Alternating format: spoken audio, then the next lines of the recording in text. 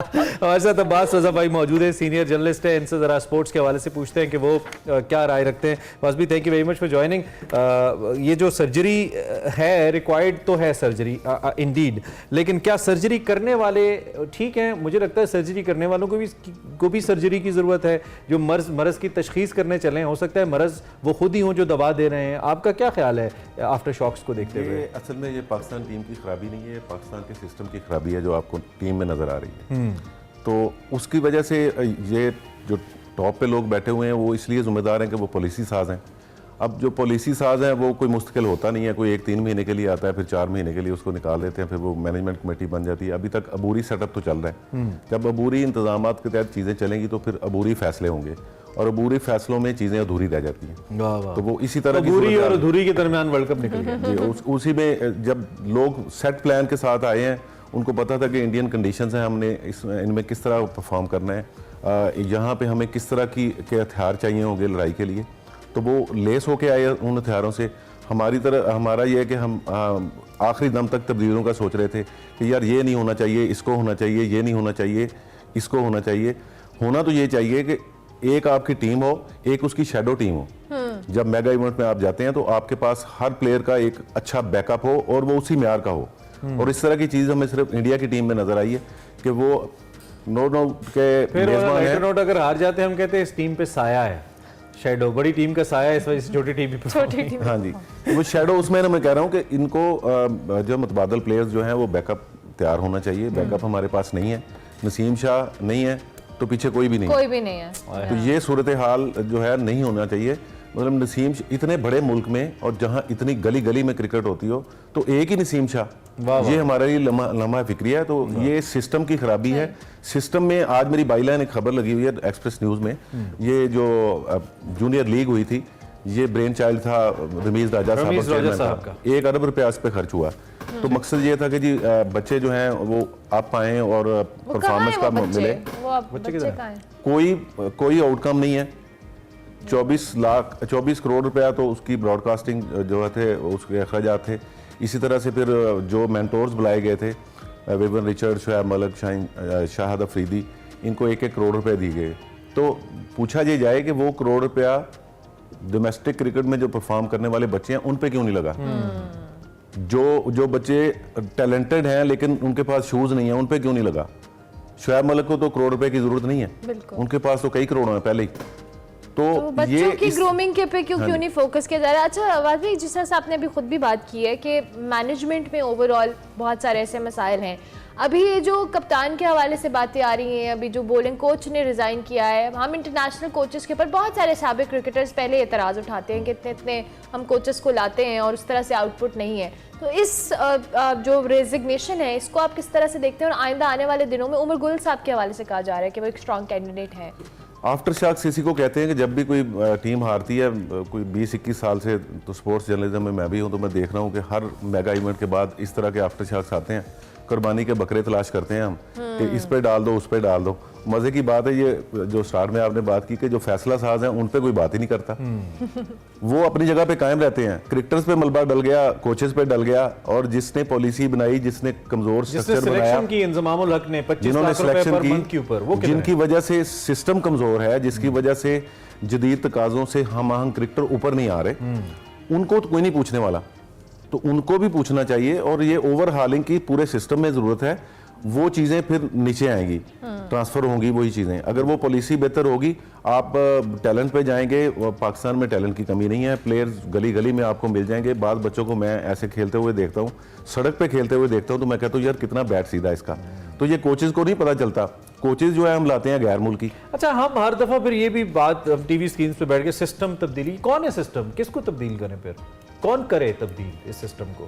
ये सिस्टम तो जाहिर है ये Who's the chief engineer who will change this whole chief engineer. ये सिस्टम सिर्फ क्रिकेट का सिस्टम नहीं है, ये पाकिस्तान का सिस्टम है जो ट्रांसलेट होता है नीचे तक। तो जब पाकिस्तान में हर चीज में अनसर्टन है जी, पाकिस्तान में जब चीजें अनसर्टन हैं तो वो चीजें पॉलिसी वाइज नीचे ट्रांसलेट होंगी। Let's make it more straight about भी। चेयरमैन क्रिकेट बोर्ड तबदील होना चाहिए। चेयरमैन क्रिकेट बोर्ड तो वो है ही नहीं, वो तो पीसीबी मैनेजमेंट कमेटी के चेयरमैन। फैसला साज तब्दील होने चाहिए, आप ये कह रहे हैं? तो वो फैसला साज जो है तब्दील हों और फैसला साज जो है वो मुस्तकिल हों। और वो जवाबदेह हों, अच्छा, उनको अब इस- पूछने वाला कोई सियासी नहीं। पार्टी के साथ बदल के ना आए ना, हाँ, ये इसको तो- ये भी बड़ा अच्छा पॉइंट आप मैं इसी तरफ आ रहा था कि इसी को फिर आगे बढ़ा लेते हैं कि फैसला साज तब्दील हो, जो अगले आएंगे वो अगले वजीर आजम की मर्जी से आ जाएंगे, चाहे वो केयर टेकर है आने वाले वजीर आजम है। तो आप समझते हैं कि कोई मैकेनिज्म भी आना चाहिए कि जी क्रिकेट बोर्ड का जो चेयरमैन है वो किसी की जाती चॉइस पे ना आए, चाहे वो वजीर आजम कोई भी हो? क्या ऐसा कोई सिस्टम आना चाहिए जिससे तब्दील होगा? आईसीसी की तरफ जरा से बातें खोल के तो करें ना, जी, हम जी, तो दबे खुल- लफ्जों में बातें करते हैं, नहीं, समझ मैं नहीं खुल आती के हैं। करूंगा, आज वो बनती भी हैं। तो ये है कि जमहूरियत लाने का जो टास्क आईसीसी की तरफ से पीसीबी को मिला था कि जी जमहूरी बोर्ड होना चाहिए। उस जमहूरियत की आंखों में जो धूल हम पाकिस्तान ने झोंकी है, इस तरह दुनिया के किसी और मुल्क ने नहीं झोंकी। इसलिए कि वो कहते हैं कि डेमोक्रेटिक सेटअप हो, रीजन्स से ऊपर जो लोग आते हैं ठीक है। वो रीजन से आके ऊपर चेयरमैन को इलेक्ट करें।